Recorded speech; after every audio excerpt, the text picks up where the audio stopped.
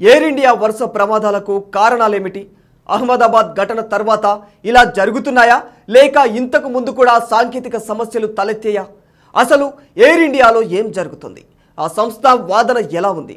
ఒకే రోజు 3 ఘటనలు ఎందుకు జరిగాయి? డైరెక్టరేట్ ఆఫ్ సివిల్ ఏవియేషన్స్ ఈ విషయంలో ఏమంటుంది? ఎయిర్ ఇండియాపై ఎలాంటి చర్యలు తీసుకోనుంది?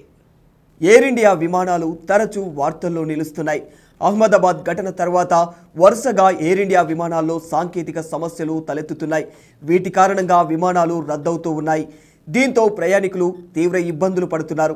ఇవాళ ఒక్కరోజే ఎయిర్ ఇండియాకు చెందిన 3 అంతర్జాతీయ విమాన సర్వీసులు రద్దయ్యాయి. శాన్ ఫ్రాన్సిస్కో నుంచి ముంబై, అహ్మదాబాద్ నుంచి లండన్, ఢిల్లీ నుంచి ప్యారిస్ సర్వీసులు రద్దయిపోయాయి. అహ్మదాబాద్లో మరోసారి విమానంలో సాంకేతిక లోపం తలెత్తింది. ఈ నెల 12న అహ్మదాబాద్లో AI-171 విమానం కుప్పకూలిపోయింది.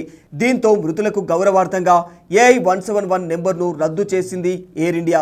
అదే నెంబర్ స్థానంలో AI-159 నెంబర్ను కేటాయించింది. ఇప్పుడు AI-159 విమానంలోనే సాంకేతిక లోపం బయటపడింది. విమానంలో 200 మంది ప్రయాణికులు ఉన్నట్టు తెలుస్తుంది. సాంకేతిక సమస్యలను గుర్తించిన పైలట్ విమానాన్ని నిలిపివేశారు. మరోవైపు మరో విమానానికి కూడా పెను ప్రమాదం తప్పింది. AI-180 విమానం ఇంజన్లో లోపం తలెత్తింది. శాన్ ఫ్రాన్సిస్కో నుంచి ముంబై వెళ్లాల్సిన విమానంలో ఈ ఘటన చోటు చేసుకుంది. అప్రమత్తమైన పైలట్లు, సిబ్బంది సర్వీసును రద్దు చేశారు. ఘటనతో ప్రయాణికులు ఆందోళనకు గురయ్యారు. వరుస ఘటనలతో directorate of civil aviation serious అయ్యిందనే చెప్పుకోవాలి. వెంటనే చర్యలకు ఉపక్రమించింది. వరుసగా ఎయిర్ క్రాఫ్ట్లో సాంకేతిక లోపాలు బయటపడడం, విమానాలు రద్దు కావడాన్ని తీవ్రంగా పరిగణించింది. ఈ క్రమంలోనే ఎయిర్ ఇండియాతో వర్చువల్ సమావేశం నిర్వహించింది DGCA.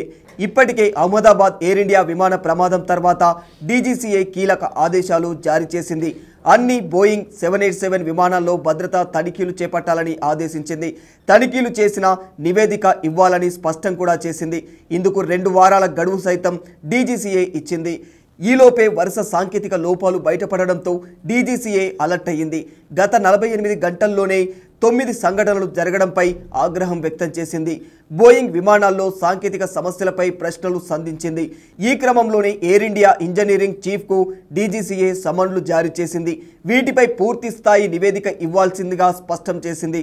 అహ్మదాబాద్ ఘోర విమాన ప్రమాదంపై కూడా సమగ్ర నివేదిక ఇవ్వాలని ఆదేశించింది DGCA. ఈ ఘటనలో మృతుల సంఖ్య 300కు చేరుకుంది.